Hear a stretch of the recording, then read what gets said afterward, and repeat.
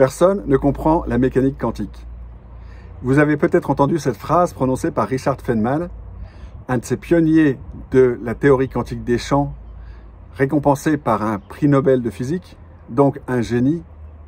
Et du coup, qui oserait le contredire? Et pourtant, c'est ce que je vais essayer de faire. Je voudrais vous convaincre que la mécanique quantique, finalement, c'est pas si compliqué. Et que le problème, c'est plus la façon dont on l'enseigne. Parce que ça me désole qu'aujourd'hui, en France, au XXIe siècle, on fasse, dans le cycle du secondaire, de l'enseignement secondaire, on fasse complètement l'impasse sur la physique du XXe siècle. Que ce soit la mécanique quantique ou la relativité générale, il faut attendre des études supérieures scientifiques pour en entendre parler correctement. Et donc aujourd'hui, je vais m'appuyer d'une part sur les vidéos d'une chaîne YouTube qui s'appelle La Science Étonnante. C'est une chaîne qui est absolument excellente, qui a plusieurs années d'existence, des millions de vues, et qui a plusieurs vidéos parlant de la mécanique quantique que vous trouverez en lien sous cette vidéo. Mais la façon dont cette chaîne explique les choses est aussi illustrative du problème. Et puis d'autre part, je me servirai de mes propres travaux.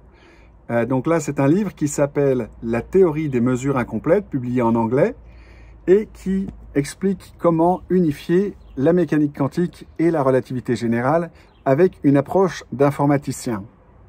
Alors, je vais d'abord vous parler très rapidement de cette théorie des mesures incomplètes. Dans cette approche, je me focalise sur le fait que, quand on fait de la physique, on s'occupe d'abord de mesures. On ne s'occupe pas de nombres abstraits. Les équations mathématiques qu'on utilise en physique ne parlent pas juste de nombres. Elles parlent de quantités qu'on a mesurées. Par exemple, on va parler de 2 mètres, ou de 2 secondes, ou de 2 km/h, mais on ne va pas parler du nombre 2 tout seul. Et donc, le fait qu'on utilise des mesures m'a obligé à réfléchir à ce qu'étaient vraiment les mesures en physique, à quelles étaient leurs propriétés, et du coup, j'ai eu besoin d'étendre le principe de relativité cher à Einstein. Alors pourquoi j'ai eu besoin de l'étendre? Eh bien, j'ai eu besoin d'un principe de relativité qui dise qu'on peut faire de la physique avec n'importe quel appareil de mesure. On doit pouvoir mettre d'accord des physiciens qui utilisent un voltmètre cassé, qui regardent à travers des lunettes floues, ou même quand quelqu'un triche en donnant de faux résultats. Alors tout ça, ça introduit une incertitude dans les mesures, et cette incertitude est similaire à celle qu'on va trouver en mécanique quantique. Donc, la théorie des mesures incomplètes utilise un principe de relativité qui étend celui d'Einstein. Un principe de relativité, ce n'est pas une loi, c'est un choix qu'on fait sur la façon dont on écrit les équations, dans la façon dont on raisonne sur un système. Einstein, par exemple, voulait pouvoir faire de la physique à n'importe quelle vitesse. Ça, c'est la base de la relativité restreinte. Et puis ensuite, il a encore généralisé les choses en disant on doit pouvoir faire de la physique même quand on accélère, quand on est soumis, par exemple, à un champ de gravitation à la surface de la Terre. Et donc, évidemment, ces cas-là sont couverts par le principe de relativité étendue de la mécanique, de la théorie des mesures incomplètes, puisque si on peut faire de la physique avec n'importe quel appareil de mesure, eh bien, ça peut être un appareil de mesure accéléré, ralenti, qui se déplace, etc. Mais ça couvre beaucoup d'autres cas qui sont très intéressants. J'en parlerai dans un instant. Alors, comme je vous ai dit, je vais me servir aussi de la chaîne La Science Étonnante. Alors déjà, le titre en soi est un programme, parce que nous sommes partis du principe aujourd'hui que la science devait nous étonner. Et très souvent, la science a révélé des choses qui étaient un petit peu contre-intuitives au départ. C'est le cas pour la relativité. J'ai donné un exemple dans une vidéo récente sur le paradoxe de Langevin, mais c'est aussi le cas pour la mécanique quantique. Voilà par exemple comment la chaîne La Science Étonnante va expliquer cette différence fondamentale qu'il voit dans la mécanique quantique. Il considère un système à 2 états. Le système à 2 états qu'ils ont choisi, c'est un photon. Et un photon, ça peut avoir 2 états de polarisation. Ça peut être une polarisation à gauche ou une polarisation à droite. Et on peut produire des photons qui sont dans le même état. Je cite la vidéo. Donc je peux produire des photons, par exemple, qui vont me garantir qu'ils seront toujours polarité gauche ou qu'ils seront toujours polarité droite. Mais en ayant un appareil qui produit comme ça des photons qui sont tous dans le même état, je peux me mettre dans une situation où, même si tous les photons sont dans le même état, alors j'ai, quand je fais la mesure de polarité, par exemple 50% de polarité gauche et 50% de polarisation à droite. Et ça, dit la chaîne La Science Étonnante, c'est caractéristique et unique de la mécanique quantique. C'est effectivement surprenant. On peut avoir l'impression que le fait de parler d'un état, d'avoir juste deux états en classique, c'est par exemple 0 ou 1, c'est du binaire, c'est pile ou face.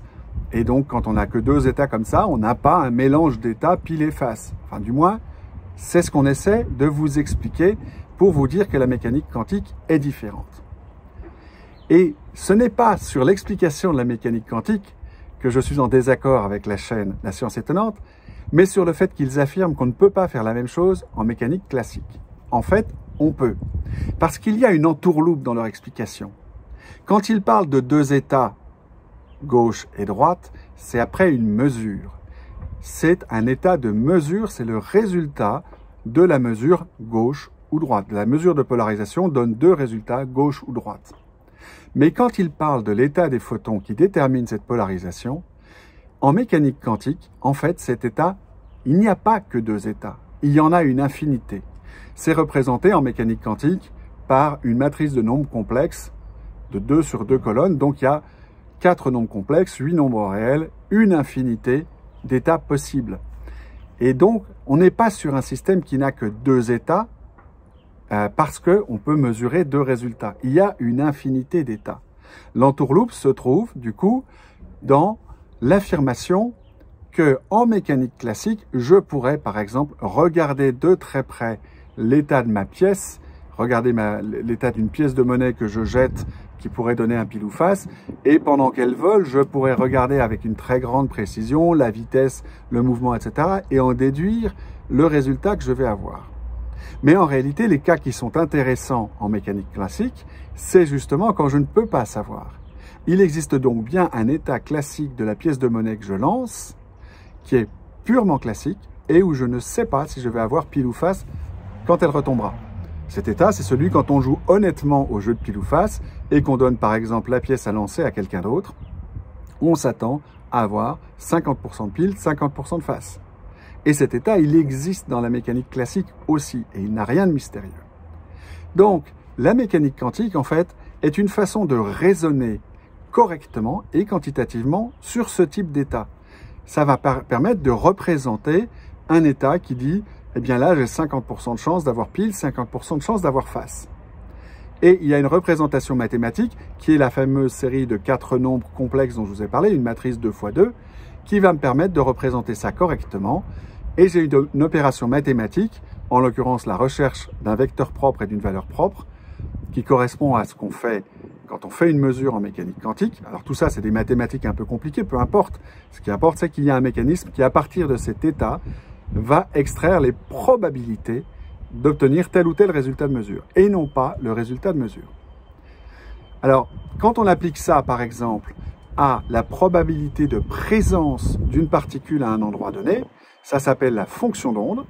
La fonction d'onde, elle me donne de la même façon la probabilité, en fait c'est le carré de la fonction d'onde, mais peu importe, va me donner la probabilité de présence d'avoir, par exemple, un photon à tel ou tel endroit.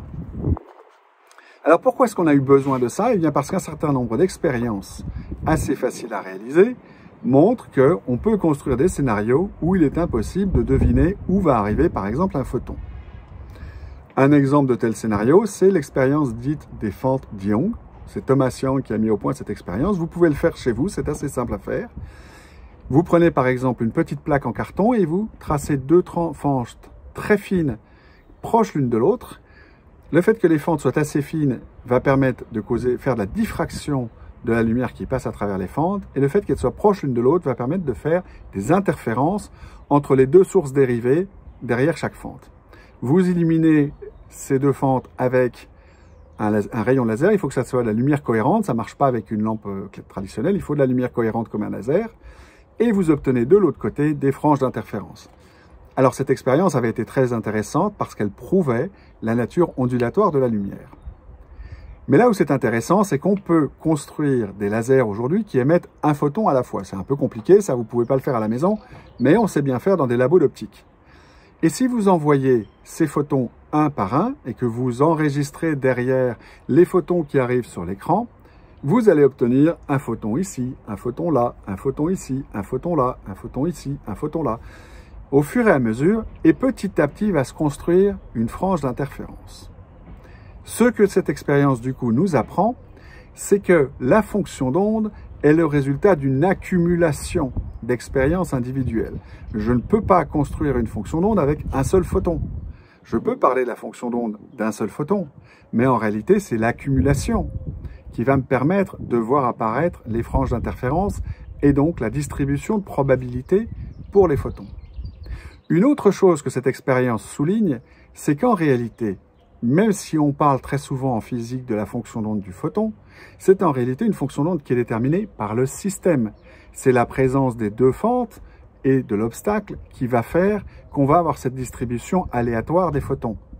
Si, en revanche, j'ai un gros trou au milieu de ma plaque en carton et que le rayon laser passe au travers, eh bien, il continue tout droit et la position des photons sera parfaitement déterminée. Donc, ce n'est pas le photon seul qui a une fonction d'onde qui a cette forme-là, c'est l'ensemble du système qui détermine la distribution de probabilité des photons. Alors vous allez me dire, mais non, mais ça n'existe pas en mécanique classique, je ne peux pas faire l'équivalent.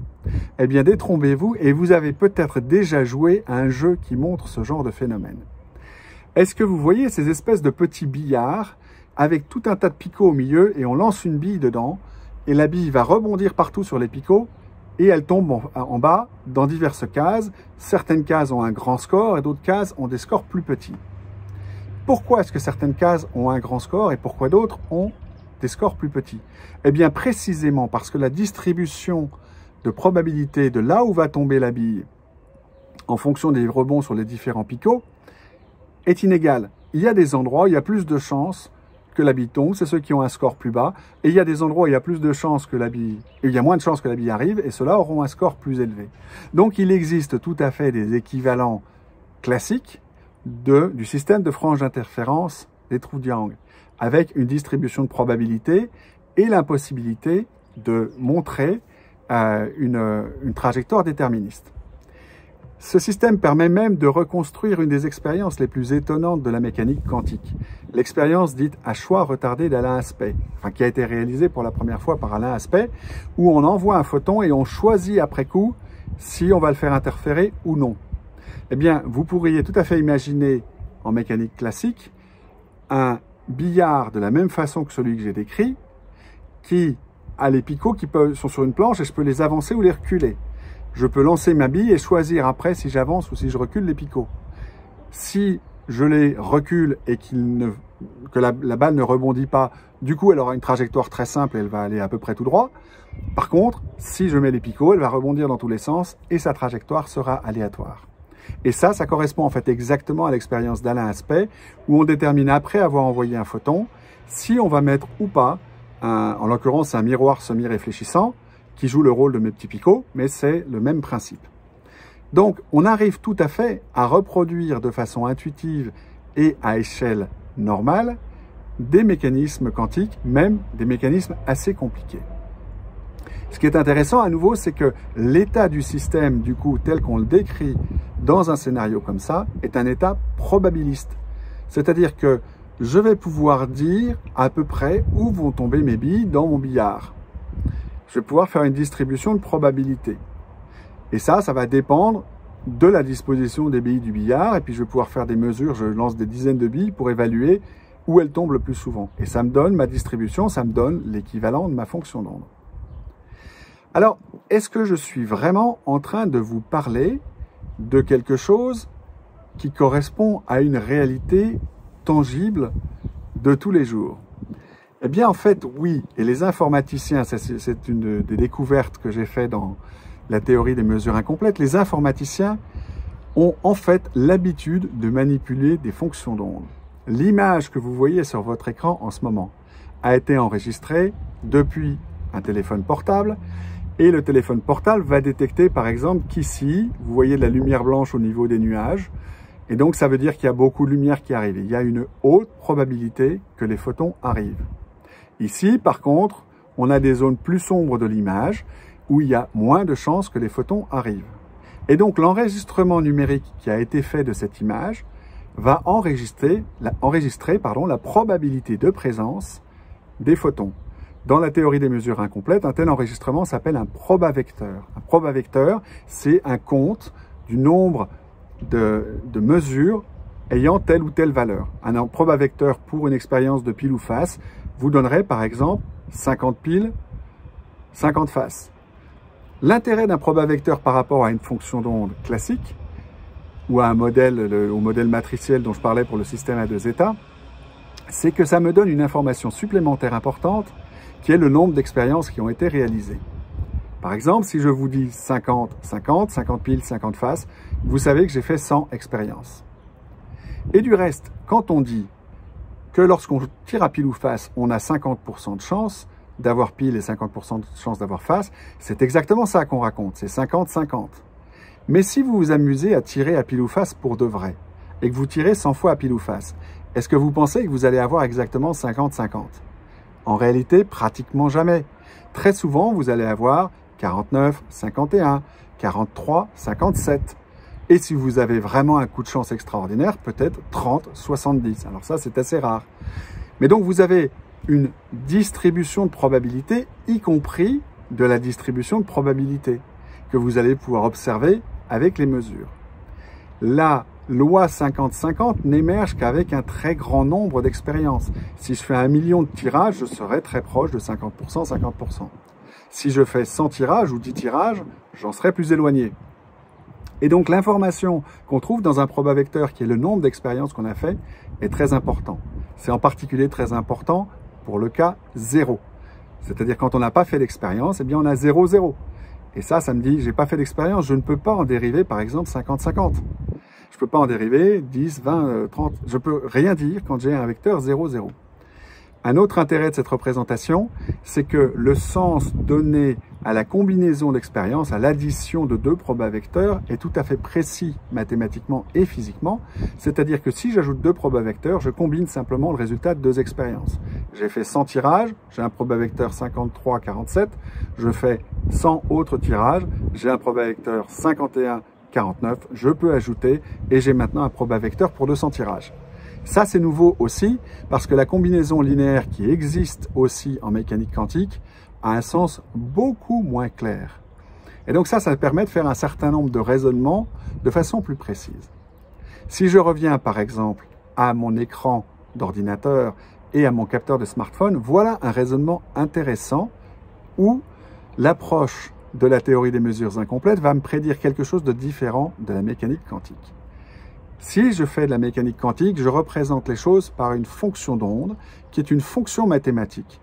Et en mécanique quantique, contrairement à la théorie des mesures incomplètes, cette fonction d'onde elle-même, elle n'est pas probabiliste. Elle est en général figée par le système et on a introduit des symétries qui simplifient les choses, par exemple une symétrie sphérique, etc. Et sous ces conditions-là, la fonction d'onde prend telle ou telle forme mathématique.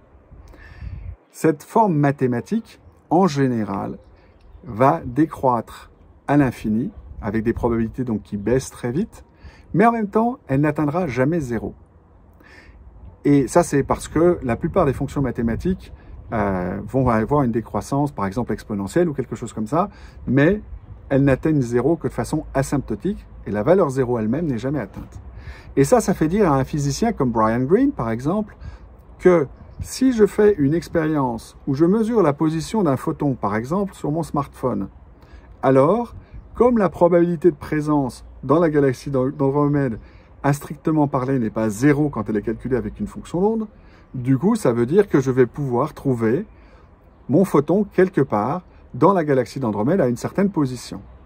Et ça, pour moi, c'est un non-sens physique, parce qu'à cet endroit-là, il n'y a pas de capteur. Autrement dit, une fonction d'onde va vous prédire la possibilité d'une position précise en dehors de l'endroit où vous avez des capteurs qui permettraient de mesurer cette position. À l'inverse, en théorie des mesures incomplètes, eh bien, la représentation est très similaire à celle d'une représentation informatique. Tout ce que vous pouvez dire à la rigueur, si vous avez envoyé un photon et que vous ne l'avez pas reçu, c'est le photon n'a pas touché le capteur, mais vous ne pouvez pas donner de position. Voilà, donc, comme vous voyez, la mécanique quantique peut s'expliquer de façon un peu plus simple, comme étant simplement une théorie probabiliste. Bientôt, je vous parlerai du chat Schrödinger. pour expliquer que d'autres avaient vu ça avant moi. Schrödinger en particulier. À bientôt.